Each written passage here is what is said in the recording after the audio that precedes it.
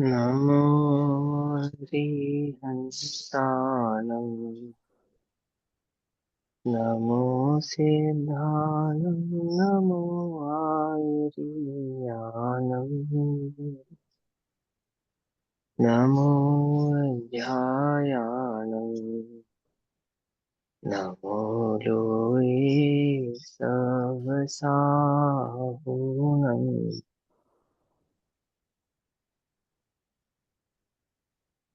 मङ्गलं भगवान् वीरो मङ्गलं गौतमोऽगणि मङ्गलं कुन्दकुन्दार्द्यो जैनधर्मोऽस्तु मङ्गलम् सर्वमङ्गलमाङ्गल्यं सर्वकल्याणकारकम् प्रधानां सर्वधर्माणां जैनं जयतु सासनम् सर्वव्याप्येकचेद्रूप स्वरूपाय परात्मने उपलब्धिप्रसिद्धाय ज्ञानानन्दात्मने नमः।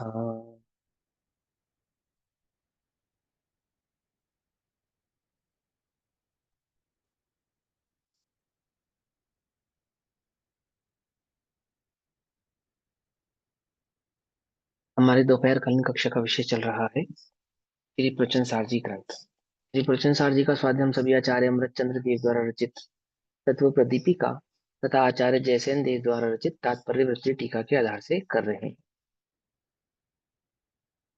चर्चा चल रही है गाथा नंबर 38 की। अविद्यमान पर्यायों की कथनचित विद्यमानता को दर्शाते हैं, अर्थात भूतकाल की और भविष्य काल की पर्याय जो वर्तमान में नहीं है तथापि केवल ज्ञान में वे लक्षित होती हैं, अर्थात जानी जाती है। यह बात आचार्य देव हमको बतला रहे हैं। तो गाथा नंबर 38 गाथा पाठ पढ़ेंगे, पेज नंबर 97, 97 नंबर का पेज है। जेने विहि संजाया ते खलु नट्ठा भवे पज्जाया। ये भाव हमने कल पूरा कंप्लीट कर लिया था, है ना। गाथा नंबर 38 भाव कंप्लीट हो गया था, जिसमें ये बतलाया गया कि अवर्तमान पर्याय जो है वो केवल ज्ञान में कथनचित विद्यमान है। गाथा पूरी पढ़ लेते हैं, कोई बात नहीं। जेने विहि संजाया जे खलु नट्ठा भवे पज्जाया ते होन्ति असबूदा पज्जाया नानपच्चखा। जो पर्याय अनुत्पन्न है होकर भी जो नष्ट हुई, अनुपस्थित पर्याय सभी प्रत्यक्ष ज्ञान में झलक रही। प्रत्यक्ष कौन सा ज्ञान है यहाँ पर? ये प्रत्यक्ष ज्ञान तो अवधि ज्ञान भी होता है, मना पर यह भी होता है, लेकिन यहाँ पर केवल ज्ञान के संदर्भ से बात आ रही है कि केवल ज्ञान में भूतकाल की और भविष्य काल की वे समस्त पर्याय, छहों द्रव्यों की समस्त पर्याय वर्तमान काल में वर्तमानवत झलक रही है, अर्थात उपस्थित है। अब आगे कहते हैं, अब इन्हीं असद्भूत अर्थात भूतकाल और भविष्य काल की जो पर्याय है कि प्रत्यक्षता ज्ञान प्रत्यक्षता को दृढ़ करते हैं, जो गाथा नंबर 38 में भाव कहा है, उसी भाव को गाथा नंबर 39 यानी कि 39 में और दृढ़ करते हैं। फिर दोबारा इस बात को रिपीट करते हैं। 37 में समझाया कि तीनों काल की पर्याय केवल ज्ञान में झलकती हैं।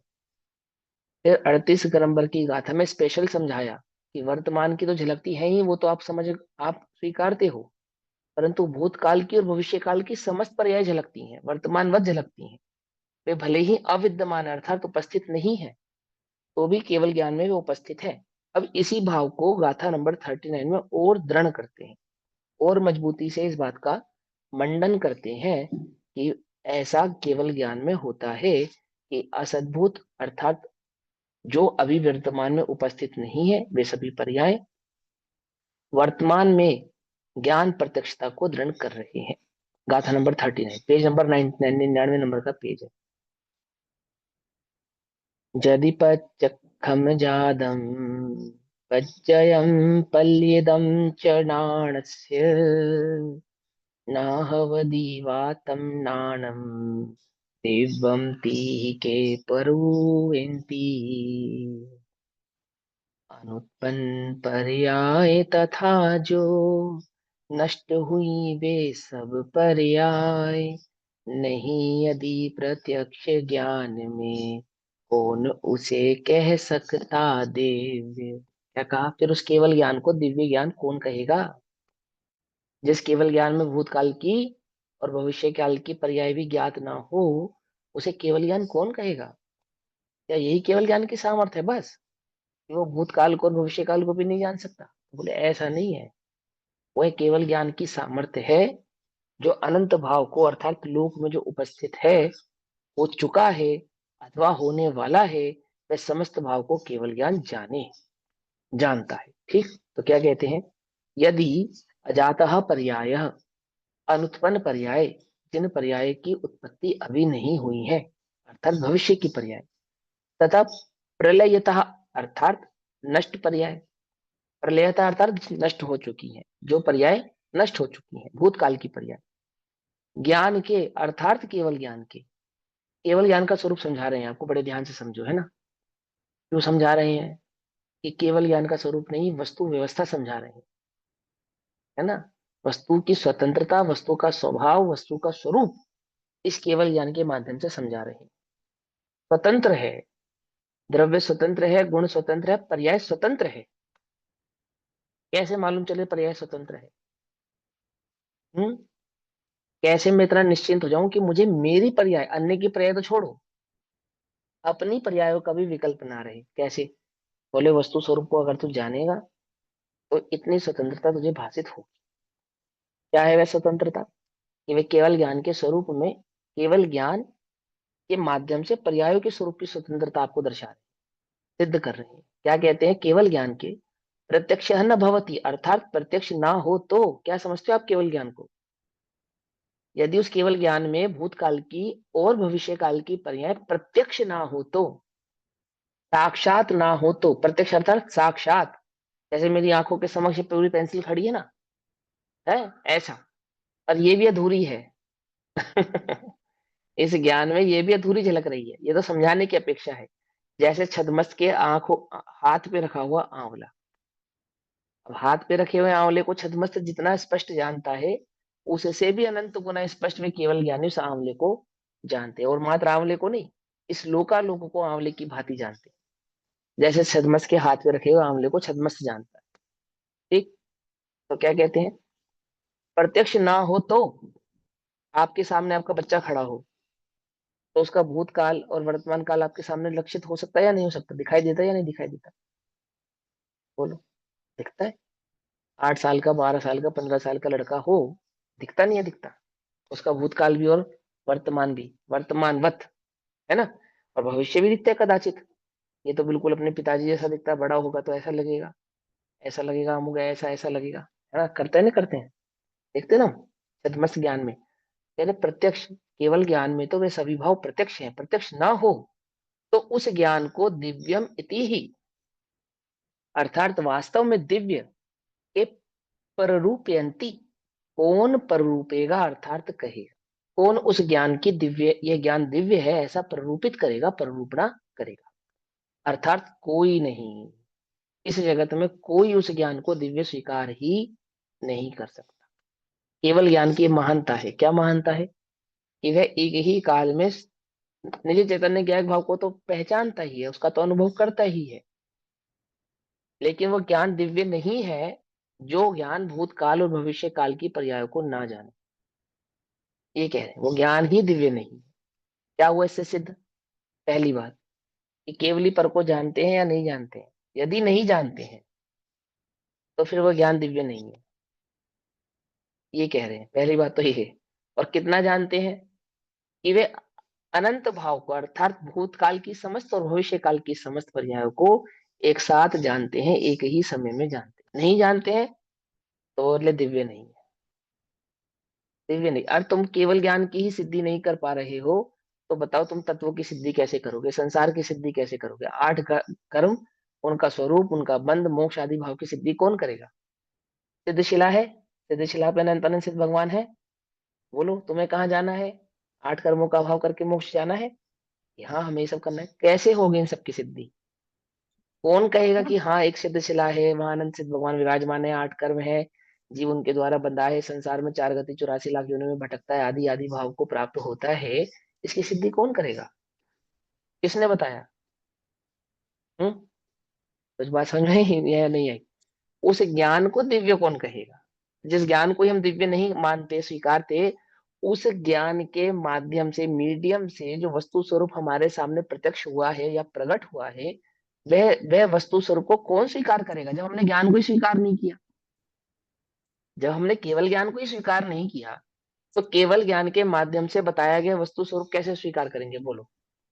पुरुष की ही प्रमाणिकता नहीं हुई तो पुरुष के वचन की प्रमाणिकता कैसे होगी? जिस व्यक्ति पे तुम्हें डाउट है, शक है, वो जो कह रहा है उसकी बात स्वीकार करोगे? बोलो। व्यक्ति की बात स्वीकार करने से पूर्व व्यक्ति को स्वीकार करना अनिवार्य है। यदि व्यक्ति को ही स्वीकार नहीं किया तो फिर व्यक्ति की बात भी स्वीकार हो सकती नहीं। तो जिस जिस तत्व की हम प्ररूपणा करने जाएंगे, आगे समझाएंगे, वह तत्व जिन केवल ज्ञानियों के माध्यम से बतलाया गया है, प्रकट किया गया है, वह केवल ज्ञान कैसा है, उसका स्वरूप कैसा है, उसका स्वभाव कैसा है, पहले आपको यह समझना पड़ेगा। ठीक, तो देखो क्या कहते हैं। जिसने अस्तित्व का अनुभव नहीं किया, अर्थात जिसने अस्तित्व को पहचाना ही नहीं, अस्तित्व का अनुभव नहीं किया, अर्थात है द्रव्य है अस्ति, गुण है अस्ति, पर्याय है अस्ति। अस्ति समझते हैं? सत, सत्य है ना, सत, सत शब्द का मतलब होता है अस्तित्व। गुण सत, पर्याय सत और द्रव्य सत। तो सत माने अस्तित्व। जिसने अस्तित्व का अनुभव नहीं किया, अर्थात जो अस्तित्व को ही नहीं जानता, अस्तित्व को ही नहीं पहचानता, जिसका अस्तित्व है, जो है, जिसके ज्ञान का वो विषय ही नहीं बन रहा कि क्या है, मालूम ही नहीं है कि क्या है। तो जो अस्तित्व को अनुभव नहीं किया, जिसने अस्तित्व का अनुभव नहीं किया, और जिसने अस्तित्व का अनुभव कर लिया है ऐसी अनुत्पन्न और नष्ट पर्याय मात्र को यदि ज्ञान अपनी निर्विघ्न विकसित अखंडित प्रताप युक्त प्रभुत्व शक्ति के द्वारा बलात्, क्या शब्द डाला? क्या शब्द डाला? बलात्। अब देखो सुनो, ध्यान से समझना। अस्तित्व शब्द का अर्थ तो आपको समझ में आया ना? द्रव्य गुण पर्याय सभी को सत्य कहते हैं, अस्तित्व कहते हैं, ठीक है ना? अब यहां क्या कहते हैं कि जिसने वर्तमान में भूतकाल और भविष्य काल की पर्यायों का अनुभव नहीं किया, अर्थात जिसने उनको नहीं जाना, वर्तमान में नहीं जाना। ठीक, बड़े ध्यान से समझना, मुझे ब्लाक शब्द समझाना है आपको। जिसने अस्तित्व का अनुभव नहीं किया और जिसने अस्तित्व का अनुभव कर लिया है, अर्थात जो पर्याय अभी वर्तमान में प्रकट नहीं हुई हैं। तो जिन्होंने अस्तित्व का अनुभव नहीं किया, जिन पर्यायों का वर्तमान में अस्तित्व नहीं है, जिन पर्यायों ने वर्तमान का अनुभव नहीं किया है, अर्थात जो पर्याय अभी तक प्रकट नहीं हुई है। पकड़ में ही बात? पकड़ में ही बात? जिन पर्यायों का अभी तक अस्तित्व ही नहीं है, कौन सी हमें पर्याय जिनका अस्तित्व ही नहीं है? वो भविष्य काल की पर्याय है, समझे? भूतकाल की पर्यायों का तो अस्तित्व रहा ना। हाँ, वे तो थी और फिर चली गई, ठीक है ना? और केवल ज्ञान सत्य को पहचानता है, सत्य को जानता है, ज्ञान का स्वभाव है ये। तो क्या कहते हैं? ऐसा सत्य, अर्थात वो पर्याय जो है तो सही, लेकिन जिनका अभी अस्तित्व, यानी कि जो अभी उत्पन्न ही नहीं हुई, जो पर्याय अभी तक उत्पन्न ही नहीं हुई, उस लाइन को कैसे लिखा? जिसने अस्तित्व का अनुभव ही नहीं किया, ये अर्थ किया। पहली लाइन का अर्थ क्या किया?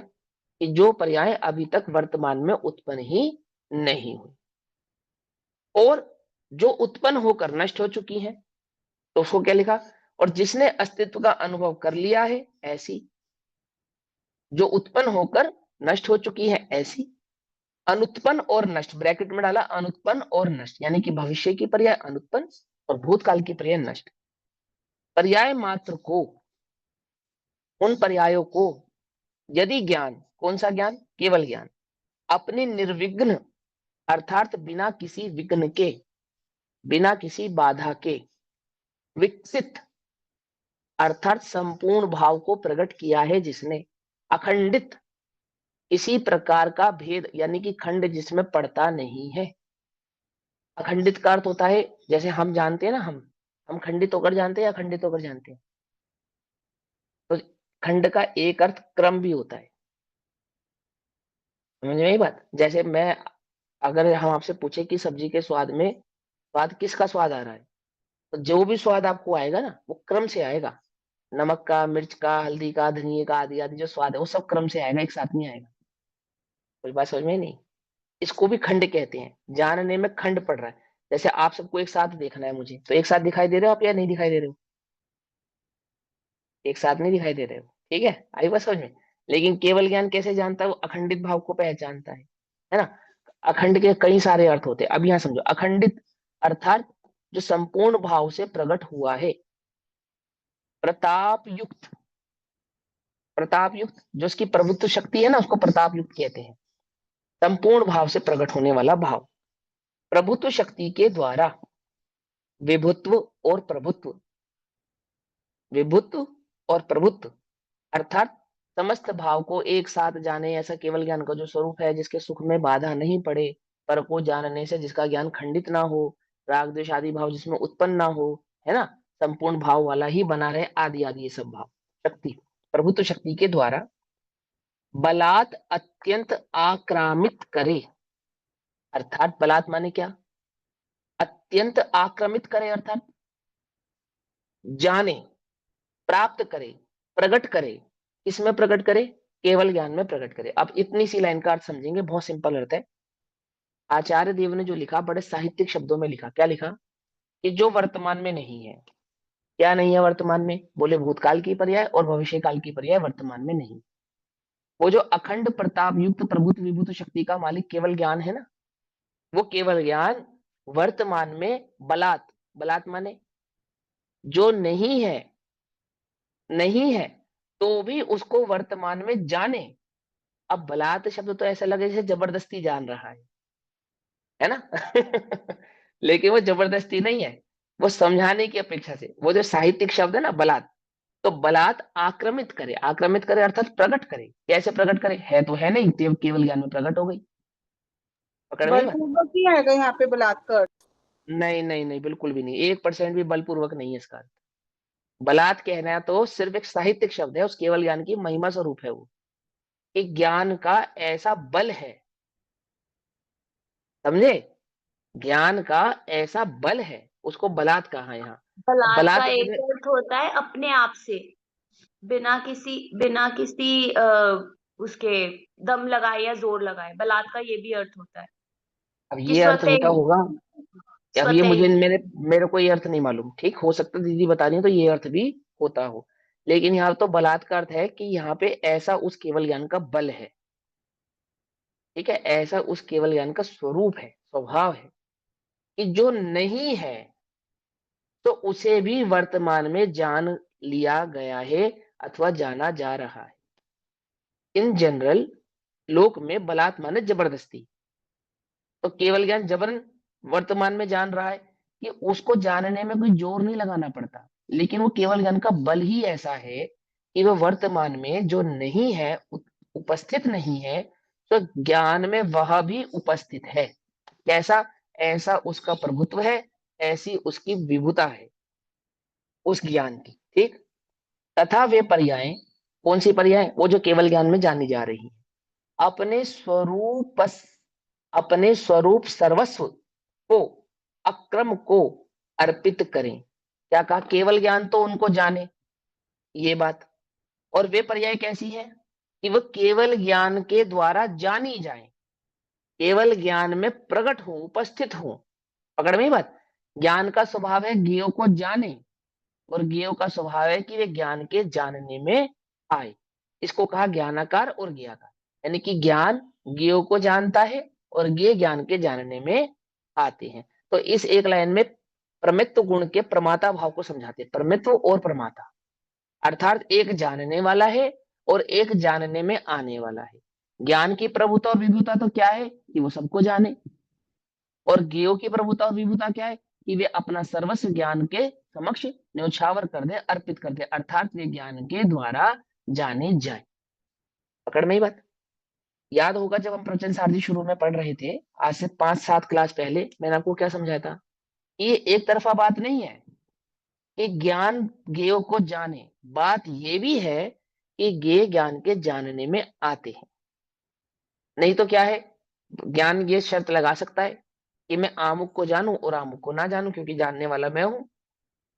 और ये भी ये शर्त लगा सकते हैं कि हम तो ज्ञेय के जानने में आएंगे, ज्ञान के जानने में जाएंगे, और कुछ ज्ञेय क्या कहेंगे कि भाई हम जानने में नहीं जाएंगे। दोनों शर्त लगा सकते हैं? बोले ये दोनों आपस में ये शर्त नहीं लगा सकते। बोले क्यों? क्योंकि ज्ञान का स्वभाव है जाने, और ज्ञेयों का स्वभाव है कि जानने में आए। वे जानने में आने से स्वयं को रोक नहीं सकते। क्यों?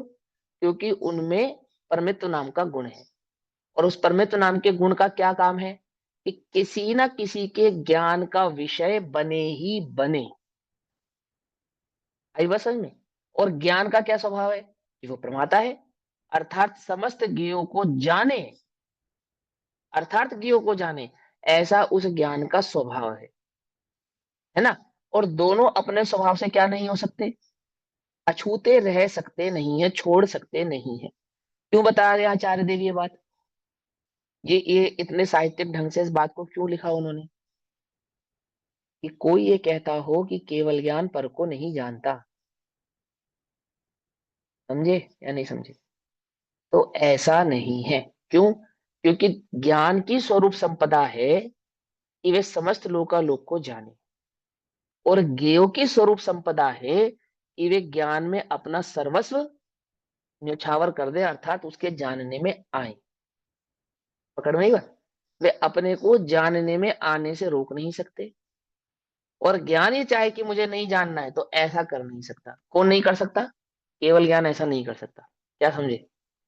नहीं समझे? देखो, कोई ऐसी वस्तु, अपवित्र वस्तु पड़ी हो, और तुम्हारी दृष्टि उस पर जाए, तो तुम क्या करते हो? तुम घर ऐसे मुंह फेर लेते हो। केवल ज्ञान नहीं कर सकता। समझ में आई बात? नहीं समझ में आई है? केवल ज्ञान में ये सुविधा नहीं है। तो किसका ज्ञान सबसे बढ़िया हुआ बताओ? कि हम जानने से परहेज करें, जिसको हम जानना चाहें उसको तो जाने, और जिसको नहीं जानना चाहें उसको नहीं जाने। हमारे पास तो ऐसा ज्ञान है। और केवल ज्ञान कैसा है कि वहां ये शर्त ही नहीं है कि इसको तो जाने और इसको नहीं जाने। तो बोलो भैया, कौन सा ज्ञान अच्छा है? बोलो, अरे बताओ ना फटाफट। केवल ज्ञान, केवल क्योंकि हम तो ज्ञान राग अच्छा है, से लोग जानते राग हैं। देख नहीं है जानने। हैं? तो जानते ये हैं, जो बात जानने में हमने, तो कोई दोष नहीं। हाँ, अब ये जो जो किसी को ये लगता है ना कि ये ज्ञान तो बहुत बढ़िया है, कि जिसको हम नहीं जानना चाहते उसको हम नहीं जाने, है ना। तो आगे गाथाओं में बतलाएंगे, यदि तुझे ऐसा लगता हो तो सुन, जानना बंध का कारण नहीं है, जानना दुख का कारण भी नहीं है। अगर केवली लोकालोक को जानते हैं तो वे जानने से दुखी नहीं होते हैं, जैसे तू जगत में अपवित्र वस्तु को देखकर दुखी होता है, होता है। अपने राग द्वेषादि परिणामों को जानकर दुखी होता है, अथवा पर के राग द्वेषादि परिणामों को जानकर दुखी होता है। लेकिन केवली पर को जानकर सुखी दुखी होते नहीं। क्यों? क्योंकि जानने से सुख दुख नहीं होता, और जानने से बंध नहीं होता। आई बात समझ में? तो इसलिए तू घबरा मत। तुझे जानने के संदर्भ में जितनी मिथ्या मान्यताएं हैं, इस ज्ञान स्वभाव के संदर्भ में, उस समस्त ज्ञान स्वभाव के संदर्भ की मान्यताओं का निराकरण करेंगे इस प्रवचन सार में। दिव्य ध्वनि सार। और दिव्य ध्वनि सार में किसका स्वरूप चल रहा है? केवल ज्ञान का स्वरूप चल रहा है कि केवल ज्ञान कैसा है। केवल ज्ञान, पहले केवल ज्ञान समझा रहे हैं आपको, है ना, समझा ध्यान से। तो देखो क्या कहा, एक ही साथ ज्ञान में ज्ञात हो। एक ही साथ ज्ञान में ज्ञात हो, क्या एक साथ, भूतकाल, वर्तमान काल और भविष्य काल की समस्त पर्यायें उस केवल ज्ञान में एक ही साथ जानने में आती हैं। ज्ञात हो अर्थात जानने में आती हैं। तो क्या कहते हैं, तथा वे पर्याय, कौन सी पर्याय, जो भी प्रकट नहीं हुई है अथवा जो प्रकट होकर विनष्ट हो चुकी है, तथा वे वर्तमान की पर्याय अपने स्वरूप सर्वस्व को अर्थात अपने समस्त भाव को, समस्त भाव द्वारा अक्रम से, अक्रम से माने एक साथ युगपद, अक्रम का अर्थ क्या होता है, एक साथ युगपद, अर्पित करें, अर्पित करें अर्थात ज्ञान में जानी जाए। ठीक, इस प्रकार उन्हें, उन्हें माने उन पर्यायों को अपने प्रीति नियत ना करे, अपने प्रति नियत ना करे, अपने में निश्चित ना करे, प्रत्यक्ष ना जाने, तो उस ज्ञान की दिव्यता क्या है। बोलो, यदि इस प्रकार उन पर्यायों को वह ज्ञान प्रतिनियत अर्थात अपने द्वारा उस ज्ञान में वे पर्याय जानी ना जाए, उपस्थित ना हो, प्रतिनियत माने उपस्थित ना होना, उन पर्यायों का उस ज्ञान में उपस्थित ना होना, नियत माने फिक्स नहीं, नियत माने उपस्थित, और नियत माने फिक्स भी लगा लो, कोई कोई प्रॉब्लम नहीं है। ठीक है, अर्थात वे ज्ञान में प्रकट ना हो, उस ज्ञान के द्वारा यदि वे जानी ना जाए, तो उस ज्ञान को अर्थात उस केवल ज्ञान को दिव्यता, उस केवल ज्ञान की दिव्यता क्या है। ठीक, इससे यह कहा गया है कि प्रतिनियत का अर्थ ब्रैकेट में डाला है, अपने में निश्चित ना करे, प्रत्यक्ष ना जाने। नियत का अर्थ क्या गया, अपने में निश्चित ना करे या प्रत्यक्ष ना जाने। एक अर्थवाची है ये, अपने में नियत करना अर्थात जाना जाना, या ज्ञान में उनका उत्पन्न होना अर्थात ज्ञान में उनका प्रकट होना, ऐसा। ठीक है ना।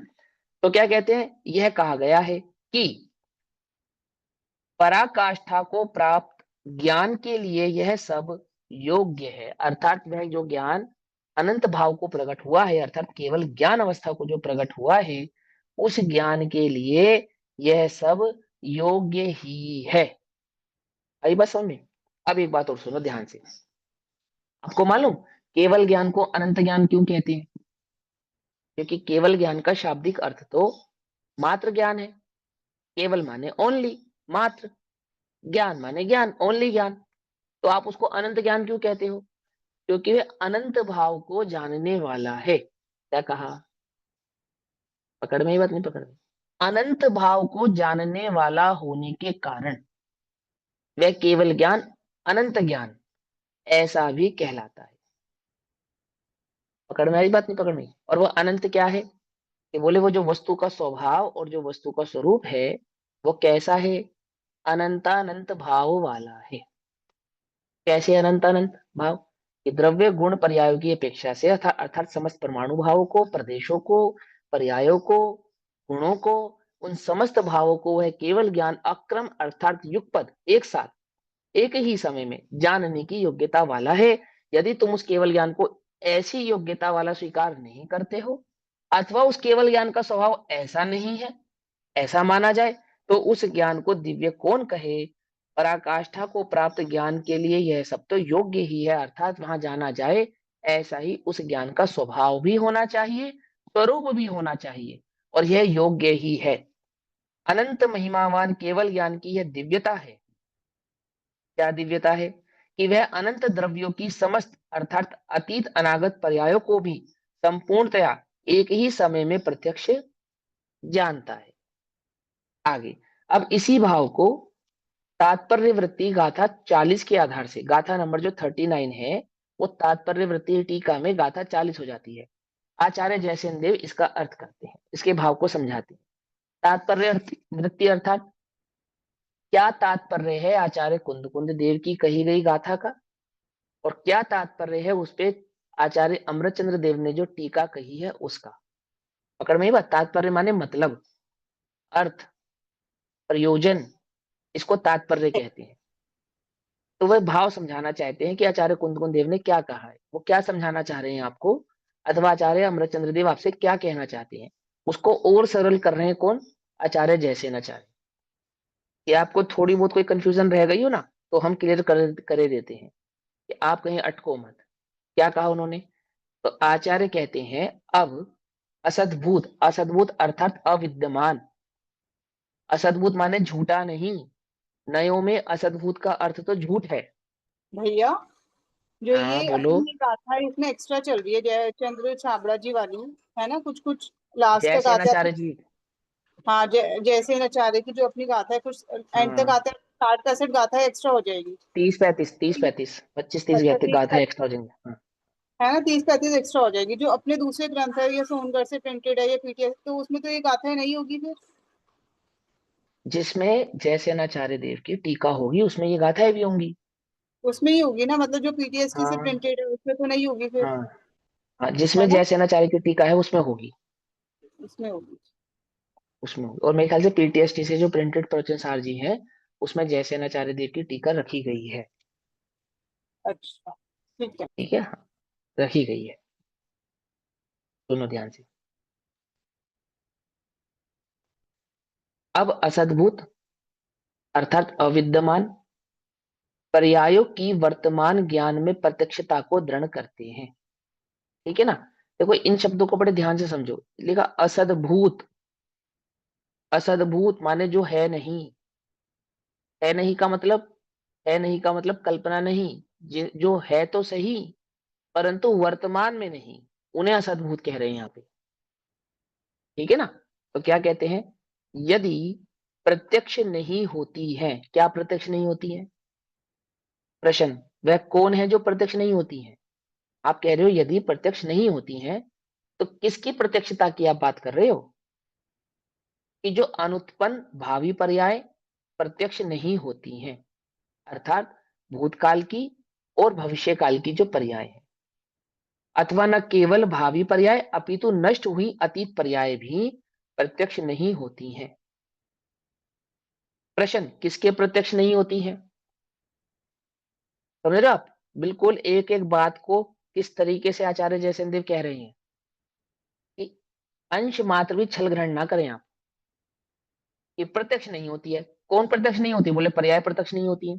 कौन सी पर्याय प्रत्यक्ष नहीं होती है, भूतकाल की और भविष्य काल की पर्याय प्रत्यक्ष नहीं होती है। अर्थात वे पर्याय जो उत्पन्न होकर नष्ट हो चुकी हैं, और वो पर्याय जो अभी तक उत्पन्न ही नहीं हुई हैं। कल तुम्हारे साथ क्या होगा तुम्हें पता है, उत्पन्न ही नहीं हुई है। कोई जान सकता है या नहीं जान सकता है, जो जान सकता है वो पलट भी सकता है ना, कि भैया जजमान तुम्हारा समय 5 साल बाद खराब आएगा, पंडित जी कोई उपाय बताओ, है कि 22 वर्ष बाद द्वारका जल जाएगी। तो श्री कृष्ण ने कहा कोई उपाय बताओ, बताओ क्या उपाय बताएं। लेकिन सबके, सभी के ज्ञान में अपना अपना उपाय सूझ गया।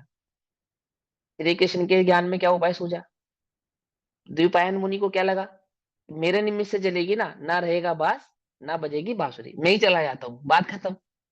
जब मैं ही नहीं रहूंगा तो इस द्वारका को कौन जलाएगा। सोचो, जब साक्षात केवल ज्ञानी प्रकट है, मौजूद है,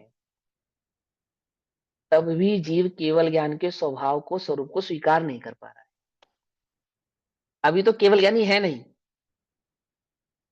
तो तुम्हें स्वरूप का स्वीकार करने में इतनी समस्या आ रही है, और तुम क्या कहते हो कि यदि केवल ज्ञानी साक्षात हमारे समक्ष होते तो हमें इतना मुश्किल नहीं पड़ता उस केवल ज्ञान के स्वरूप को स्वीकारने में। ऐसा कहते ना लोग, ऐसा प्रश्न करते हैं कि यदि वे साक्षात समोषण आज भी होता, अथवा हम समोषण में होते, तो हमें रंच मात्र भी देर नहीं लगती उस केवल ज्ञान के स्वरूप को स्वीकारने में, कि भूत भविष्य और वर्तमान की समस्त पर्याय केवली के ज्ञान में एक साथ झलकती है, पर्याय स्वतंत्र है।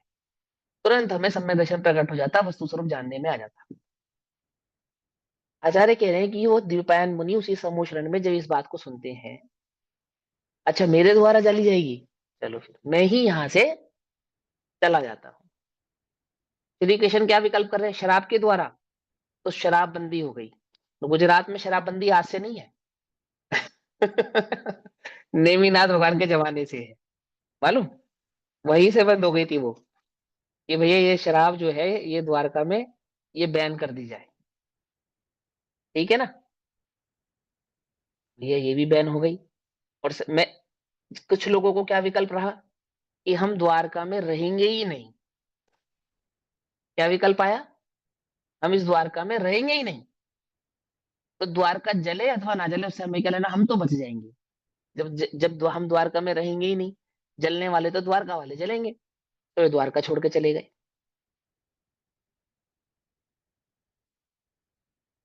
एक को भी ये विकल्प नहीं आया कि केवल ज्ञान के माध्यम से जो बात बताई जा रही है हम छोड़ के चले गए तो क्या होगा। ये विकल्प होता ना, तुम्हारे प्रश्न हो तुरंत उत्तर में ऐसा हो, तुम्हारे चित्त में प्रश्न हो और तुम तो हो, ऐसे ही केवल में होता है ना, कि समोषण में ऐसा ही होता है ना, मन में वो प्रश्न उत्पन्न हुआ और आंसर मिल गया। लेकिन कैसे गजब की बात है कि जिन जिनके चित्त में यह विकल्प था वो प्रश्नात्मक नहीं था। क्या था? पकड़ में ही बात नहीं, पकड़ में ही। वो तथ्यात्मक था। वो स्वीकृत था कि मेरे जाने पर मैं नहीं जलूंगा, प्रश्न नहीं था ये विकल्प। पकड़ में आ रही बात नहीं, पकड़ में आ रही है? यदि समोषण में प्रश्न उत्पन्न हो चित्त में तो उसका समाधान होता है या नहीं होता है? होता है ना। तो जिनके चित्त में ये प्रश्नात्मक भाव नहीं था कि मैं चला जाऊंगा तो बच जाऊंगा, वो निर्णयात्मक था कि मैं चला जाऊंगा तो बच जाऊंगा। वो श्री कृष्ण को निर्णयात्मक था कि मैं शराब बंद कर दूंगा तो द्वारका नहीं जलेगी। वो द्विपायन मुनि को यह निर्णय था कि मैं इस द्वारका में ही नहीं रहूंगा तो द्वारका जलेगी नहीं। हाँ, ये समझ में, ये साक्षात था ना समोषण में विद्यमान। क्यों विश्वास नहीं हुआ उनको? क्यों ज्ञान नहीं हुआ उनको? क्यों क्यों क्यों वो वस्तु स्वरूप अथवा वो केवल ज्ञान की सिद्धि जो कर रहे हैं यहाँ पे आज आचार्य देव हमारे सामने 2500 वर्ष बाद, अंतिम अंतिम तो केवल ही भगवान महावीर स्वामी है ना।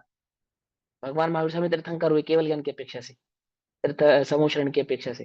तो आज 2500 वर्ष बाद स्वीकार करने में कितना पसीना छूट रहा है। और ये विकल्प लग रहा है कि भगवान साक्षात होते या हम सिमंदर भगवान के समोषण में होते तो हम तो झट स्वीकार लेते।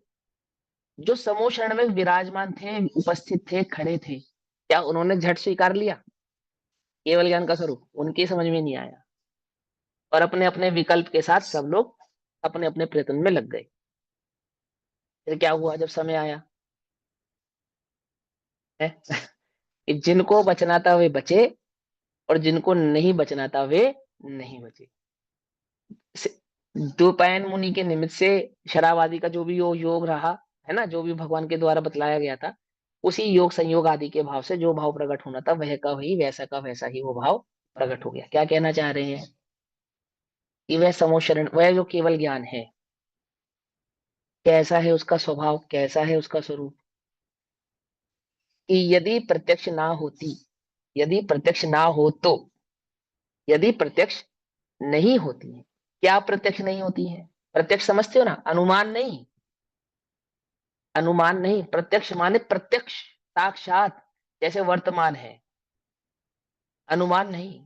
यदि प्रत्यक्ष नहीं होती तो क्या प्रत्यक्ष नहीं होती? कौन है वो जो प्रत्यक्ष नहीं होती? भूतकाल और भविष्य काल की पर्याय अर्थात अनुत्पन्न व भावी पर्याय प्रत्यक्ष नहीं होती। अथवा न केवल ज्ञान, न केवल भावी पर्याय, अपितु नष्ट हुई अतीत पर्याय भी प्रत्यक्ष नहीं होती हैं। किसके प्रत्यक्ष नहीं होती है? किसके प्रत्यक्ष ना हो तो? उस केवल ज्ञान के, अर्थात ज्ञान के प्रत्यक्ष नहीं होती है तो फिर, तो उस ज्ञान को दिव्य ज्ञान ऐसा कौन निरूपण करते हैं? ऐसे ज्ञान को दिव्य कौन कहता है? हम तो नहीं कहते ऐसे ज्ञान को दिव्य, ये कहना चाहते हैं आचार्य। समझ रहे बात? नहीं समझ रहे क्या कह रहे हैं? अर्थात कोई भी नहीं, जगत में कोई ऐसा हमें नहीं प्राप्त होने वाला जो उस ज्ञान को दिव्य कह दे। कुछ बात समझ में आ रही है, नहीं आ रही है?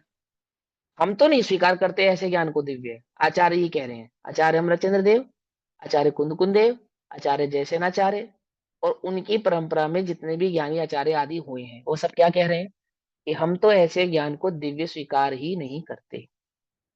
कैसे ज्ञान को? जो भूतकाल की और भविष्य काल की पर्यायों को वर्तमानवत ना जाने, ऐसे ज्ञान को तो हम दिव्य ही स्वीकार नहीं करते। और हम किस डंडे से पिटाई कर रहे हैं इस केवल ज्ञान की? कि जो पर को जानता ही नहीं है, बस स्वयं को ही जानता है, वही ज्ञान दिव्य है। कुछ बात समझ में आ रही है, नहीं आ रही है? पकड़ में आ रही है बात? कौन सा ज्ञान दिव्य है? बोले वो ज्ञान दिव्य नहीं है जो अनुत्पन्न अथवा नष्ट पर्यायों को ना जाने, वो ज्ञान ही दिव्य नहीं है। आचार्य कह रहे वो कौन है जगत में जो उसको दिव्य कह रहा है? उस ज्ञान को दिव्य कह रहा है जो अनागत अर्थात जो प्रकट नहीं हुई है अथवा जो प्रकट होगी नष्ट हो चुकी है, ऐसी पर्याय को नहीं जानता। ऐसे ज्ञान को भी कोई जगत में दिव्य कहता है भला? ऐसा भी ज्ञान कोई जगत में दिव्य कहलाता है? अरे अर्थात कोई भी नहीं कहता। कुछ बात समझ में आ रही है? ध्यान से समझना। फिर क्या कहते हैं, उसका विशेष इस प्रकार है। क्या विशेष है? यदि वर्तमान पर्याय के समान, इसके समान, जैसे वर्तमान की पर्याय जानी जाती हैं उसके समान, ठीक। अतीत तथा अनागत पर्यायों को कर्ता रूप ज्ञान, कर्ता रूप ज्ञान अर्थात जानने वाला ज्ञान। कोई क्या कहता है कि नहीं ज्ञान जानता नहीं है, जानने में आती है। जानता नहीं है, जानने में आती है। ये दो अलग अलग बातें नहीं है मेरे भाई, ठीक है ना। छल ग्रहण मत करो कि जानता नहीं है जानने में आती है, ऐसा नहीं। राग द्वेष पूर्वक नहीं जानना अथवा अहम भाव से नहीं जानना, उसको कहते हैं ज्ञान उन्हें जानता नहीं। लेकिन वो ज्ञान के जानने में नहीं आती अर्थात ज्ञान उन्हें जानता ही नहीं है, ऐसा अर्थ नहीं करना। दोनों अर्थों में अंतर है, दोनों भावों में अंतर है, ठीक है ना। तन्मय होकर नहीं जानता तो इस अपेक्षा से कह दिया कि वो जानता नहीं। लेकिन नहीं जानता का अर्थ ये नहीं कि जानता ही नहीं। आर्यवाद की भाव समझ में है ना। हाँ, ज्ञानी जैनियों का स्यादवाद ऐसा ही है, परेशान करने वाला है। अरे पर से अपनी शान नहीं मानने वाला, ऐसा है वो स्यादवाद, परेशान करने वाला नहीं, समझे। ऐसा देखो, उसका विशेष इस प्रकार है। यदि वर्तमान पर्याय के समान अतीत तथा अनागत पर्यायों को कर्ता रूप ज्ञान, कर्ता रूप कहने का अर्थ क्या है यहाँ पे, अर्थात ज्ञान उनको जानता है इसलिए वो कर्ता हो गया। जो करे वो कर्ता। तो ज्ञान क्या करता है, बोले भूतकाल की और भविष्य काल की पर्यायों को वर्तमानवत जानता है। ज्ञान क्रम और साधन की बाधा से रहित। क्या बाधा है? क्रम की बाधा और साधन की बाधा। अर्थात जानने में किसी प्रकार के साधन की आवश्यकता नहीं है।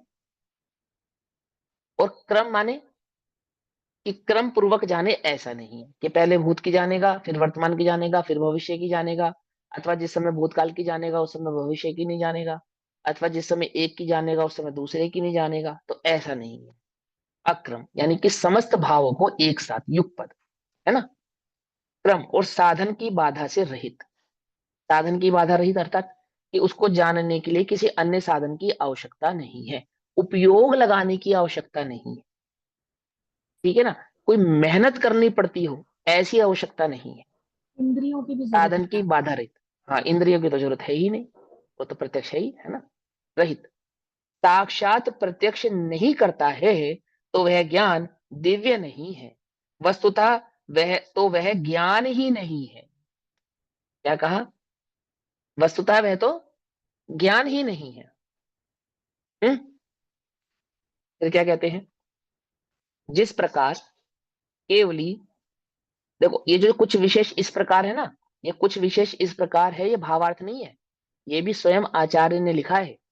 ऊपर देखो संस्कृत में लिखा है, तथा ही यदि वर्तमान पर्याय वद दीतानागत पर्यायम ज्ञानम कृतम क्रम करण व्यवधान रहित तत्वेन साक्षात प्रत्यक्षम न करोति तर्हि तत् ज्ञानम दिव्यम न भवति वस्तुतस्तु ज्ञानमेव न भवति। अर्थात वह ज्ञान ही वास्तव में तो वह ज्ञान ही नहीं है।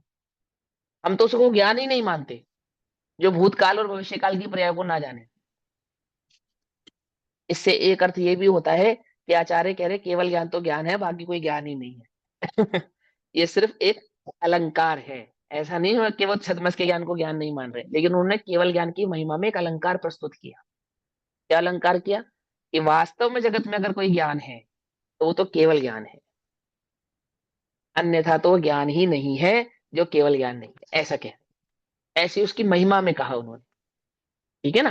तो फिर क्या कहते हैं, जिस प्रकार केवली पर द्रव्य पर्यायों को यद्यपि जानन रूप से जानते हैं, ठीक है ना, और विशेष कह रहे हैं कि यद्यपि जिस प्रकार केवली भगवान परद्रव्य की पर्यायों को यद्यपि जानन रूप से जानते हैं। क्या अर्थ है इसका? तन्मय होकर नहीं जानते। पिछली गाथा में आचार्य जयसेंद्र ने अर्थ किया था ना, जानन रूप से जानते हैं का अर्थ कहा था उन्होंने कि तन्मय होकर नहीं जानते।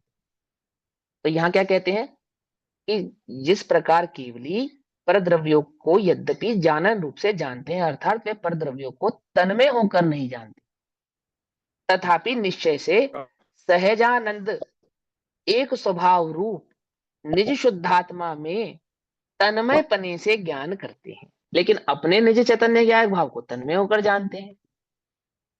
समझ आई बात? आप ये अर्थ मत करो कि पर को जानते ही नहीं है, यद्यपि वे तन्मय होकर नहीं जानते, ये बात सही है ना। लेकिन अपने में अपने निज चैतन्य ज्ञान भाव को जब जानते हैं तो क्या वह उसको भी ऐसे ही जानते हैं जैसे अन्य द्रव्यों को जानते हैं? बोले नहीं, उसको तन्मय होकर जानते हैं।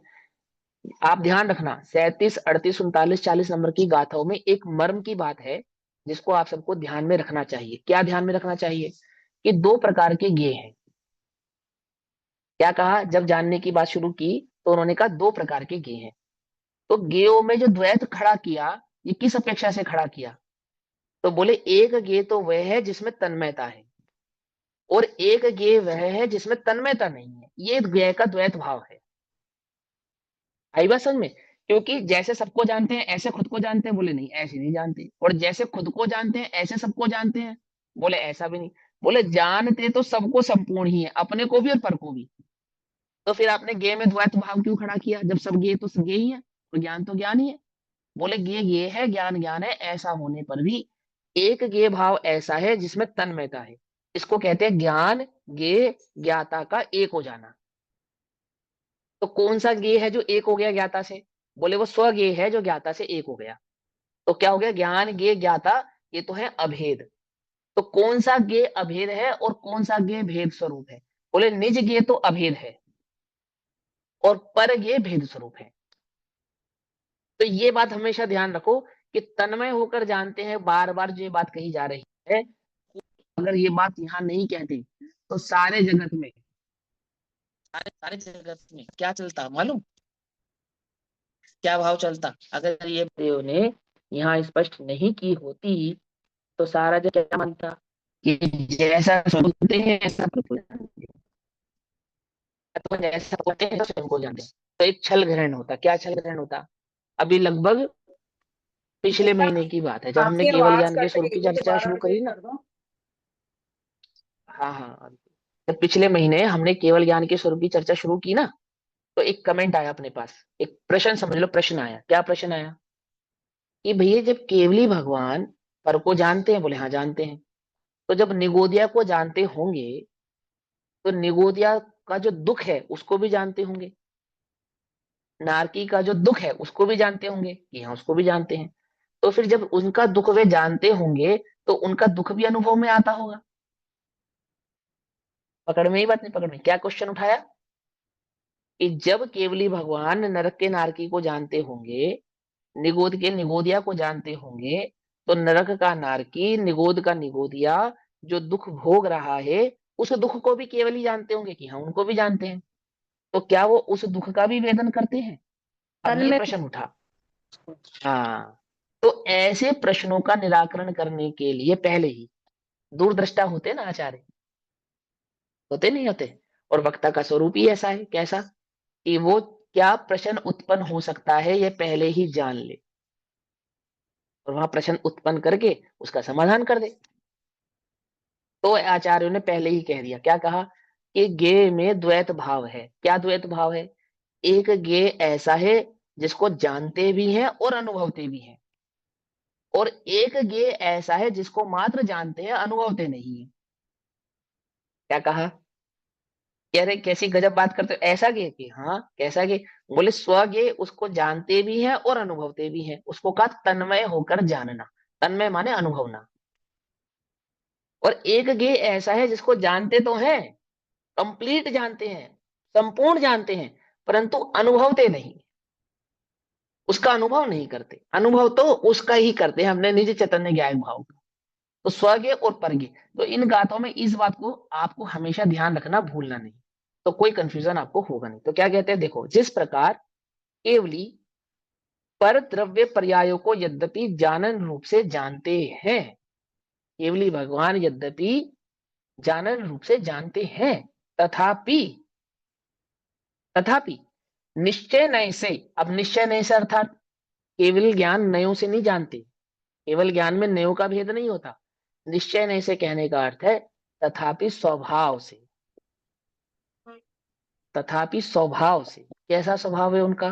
कि सहजानंद, सहज आनंद स्वरूप, एक स्वभाव रूप निज शुद्धात्मा में तन्मय पने से ज्ञान करते हैं, अर्थात उसका अनुभव करते हैं। समस्त ज्ञेयों को जानते हैं, लोकालोक को जानते हैं, अनुभव निज चैतन्य ज्ञान भाव का करते हैं, पर ज्ञेयों को जानकर उसका अनुभव नहीं करते। उसी प्रकार निर्मल विवेकी जन भी, निर्मल विवेकी जन भी अर्थात जिन्हें वे वस्तु स्वरूप समझ में आया है, ऐसे वे छदमस्त जन भी। निर्मल विवेकी जन अर्थात वो प्रज्ञावान जो छदमस्त जीव हैं, जो सम्यक दृष्टि जीव हैं, छदमस्त हैं, केवल ज्ञानी नहीं हुए हैं, वे भी यद्यपि यद्यपि व्यवहार से पर द्रव्य गुण तथा पर्यायों का परिज्ञान करते हैं। मुनिराजों को, छदमस्त जीवों को चौथे पांचवें छठे सातवें आदि गुण स्थानों में पर पर पर जीवों का अर्थात पर द्रव्यों का ज्ञान भी है, और उन पर द्रव्यों के ज्ञान के साथ उनके समक्ष उनके साथ व्यवहार भी है। इस देह का साथ, इस देह का ज्ञान भी है और इस देह का व्यवहार भी है या नहीं है? बोलो। तथापि तथापि निश्चय से निर्विकार स्व संवेदन रूप पर्यायों में अर्थात अपने निज चैतन्य ज्ञायक भाव में स्वात्मा में विषय होने से पर्याय के द्वारा अर्थात स्वात्मा का परिज्ञान करते हैं, अर्थात अनुभव करते हैं। इस प्रकार सूत्र का तात्पर्य है। अब आचार्य जयसेंद्र ने एक बात और स्पष्ट कर दी आपको कि जो विवेकी जन होते हैं, प्रज्ञावान जीव होते हैं, ज्ञान में तो जानने में तो उनके भी परद्रव्य आते हैं, ज्ञान का विषय तो उनके भी परद्रव्य बनते हैं, परंतु ऐसा होने पर भी वे अनुभव तो परद्रव्य का नहीं, निज चैतन्य ज्ञायक भाव का ही करते। जैसे समस्त भावों को जानने वाला वह प्रज्ञावान सम्यक दृष्टि जीव अहम तो अपने निज चैतन्य ज्ञायक भाव में ही करता है, ऐसे ही वे केवली लोकालोक को जानते समय भी एक अहम भाव से निज चैतन्य ज्ञायक भाव का ही अनुभव करते हैं, पर द्रव्यों का अनुभव करते नहीं। बस फर्क कितना है कि छद्मस अनुभव के काल में पर को नहीं जानता और केवली अनुभूति के साथ ही पर को भी जानते। पकड़ में ही बात नहीं? पकड़ में है ना? तो क्या कहते हैं कि वे ज्ञानी जन जानते हैं, उसमें क्या है, तुम जानने से परेशान मत हो, पर मेरे जानने में ना आए, ये मेरे जानने में ना आए, मैं इसको ना जानूं, इससे दुखी मत हो, अहम मत करो ना, अहम निज चैतन्य ज्ञायक भाव में करो। आई बस समझ में? तुम्हारे देह में होने वाली अनुकूलता प्रतिकूलता तुम्हारे जानने में आएंगी या नहीं आएंगी? आएंगी। तन में मत हो, तन में निज चैतन्य ज्ञायक भाव में करो, ऐसा कह रहे हैं, ऐसा उपदेश कर रहे हैं, ऐसा तुम्हें समझा रहे हैं। ठीक, सूत्र का तात्पर्य है। अब गाथा नंबर 40, 40 नंबर गाथा का क्या भाव है? अब इंद्रिय ज्ञान के ही नष्ट और अनुत्पन्न का जानना अशक्य है, अर्थात जो छद्मस्त का ज्ञान है, इंद्रिय ज्ञान कहा उसको, इंद्रिय ज्ञान कहने का तात्पर्य है क्षयोपशम ज्ञान। ठीक, यह न्याय से निश्चित करते हैं कि उस छद्मस्त जीव के केवल ज्ञान जैसे भगवान जानते हैं ना, केवली भगवान जैसा जानते हैं, ऐसा जानना उस छद्मस्त जीव के अशक्य है, इम्पॉसिबल है, वो नहीं जान सकता। तो उसकी उस न्याय को यहाँ पर सिद्ध करेंगे 40-41 नंबर की गाथा में, क्योंकि अभी तक तो तुम्हें केवल ज्ञान का स्वरूप समझाकर अपने ज्ञान स्वभाव से उसका एकाकार करा रहे थे। अब तुम ये छल घमंड मत कर लेना कि तुम्हें वर्तमान में केवल ज्ञान हो गया, ठीक है ना? क्योंकि ऐसे बहुत से जीव हुए इतिहास में जिन्होंने अपने को वर्तमान में केवल ज्ञान माना है, ठीक है ना? तो ऐसे उन केवल ज्ञान के स्वभाव का निराकरण करने के लिए क्या, इस स्वभाव से शक्ति से तो केवल ज्ञान स्वरूप है, लेकिन जो छद्मस्त ज्ञान है वे केवल ज्ञान की भांति लोकालोक को जाने, ऐसी उसकी सामर्थ्य नहीं है। उसको गाथा नंबर 40 के माध्यम से क्लियर करेंगे, समझाएंगे। तो ये भाव हम कल पढ़ेंगे, तब तक के लिए सभी को जय जिनेंद्र, ओम नमः सिद्धेभ्य। चलो जनवाणी स्तुति पढ़ो।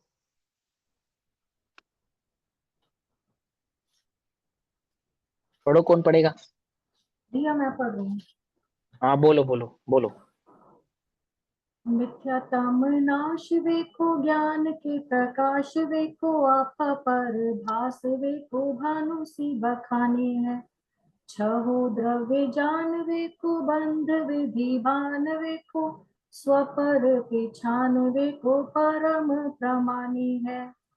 अनुभव बताए वे को, जीव के जताए वे को, काहू ना सताए वे को, भवे उर आनी है। जहाँ तहाँ तार वे को, पार के उतार वे को, सुख विस्तार वे को, यही जिनवानी है। हे जिनवाणी भारती तो ही जपो